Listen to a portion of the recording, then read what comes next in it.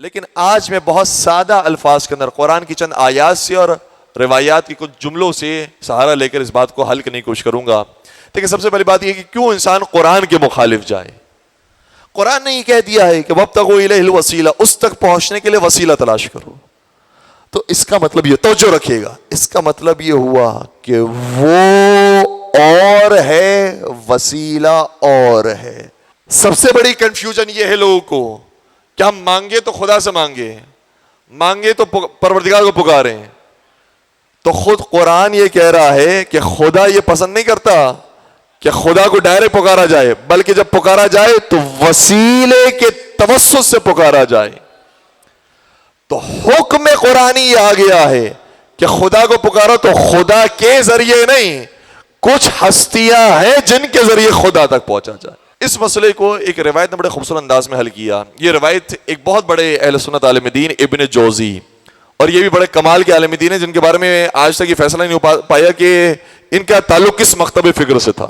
اچھا، جب پیدا ہوئے تھے تو ایک خاص گھرانے کے اندر پیدا ہوئے، آج سے ایسے ہو کسی اور طرف مائل ہونے لگے، اور یہ الحمدللہ تمام ہی علماء کرام کے ساتھ ہے، اگر وہ واقعاً علم حاصل کرتے ہیں تو در علم تک بھی پہنچ جاتے ہیں. در علم کو تو جانتے ہیں نا، در علم کون ہے؟ در علم نبی کوئی اور نہیں ہے سوائے علی کے. پہنچ جاتے ہیں. ایک مرتبہ اسی عالم دین سے جن کا نام ہے ابن جوزی، کسی نے سوال کیا کہ آپ کی باتیں ہمیں تھوڑی سی کنفیوژن پیدا کر رہی ہے، لگتا ہے کہ آپ اس مکتب میں چلے گئے ہیں. آپ یہ بتائیں کہ آپ کا مکتب کیا ہے، آپ کا مذہب کیا ہے، آپ کتنوں کو ماننے والے ہیں؟ جواب سنیے گا. انہوں نے کہا میں کتنی مرتبہ بتاؤں، میں 4 کو مانتا ہوں، میں 4 کو مانتا ہوں، میں 4 کو مانتا ہوں. نہیں پہنچی بات. کتنی مرتبہ کہا انہوں نے؟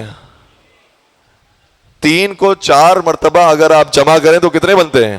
کہ میں کتنی مرتبہ بتاؤں تمہیں کہ میں 4 کو مانتا ہوں، میں 4 کو مانتا ہوں، میں 4 کو مانتا ہوں. دنیا سمجھی کہ یہ 4 کہہ رہے ہیں، انہوں نے سمجھا دیا میں 12 بتا رہا ہوں.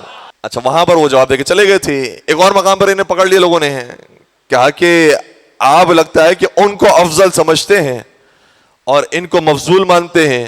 آپ نے نظریہ بتائیے کہ کس کو فضیلت کے آپ قائل ہیں.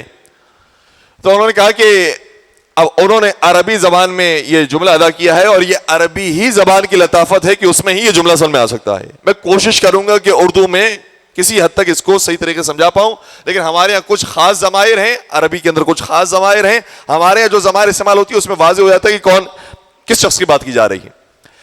انہوں نے کہا کہ میں اس کو افضل مانتا ہوں کہ من کانت بنتہ فی بیتہ، میں ان کو افضل مانتا ہوں کہ جن کے گھر میں ان کی بیٹی آئی ہے، اور وہ یہ سمجھے کہ میں ان کو افضل مانتا ہوں کہ جنوں کے گھر میں ان کی بیٹی آئی تھی. تو اس طریقے سے انہوں نے اپنے مذہب کو بار بار چھپایا ہے، بیان نہیں کیا ہے.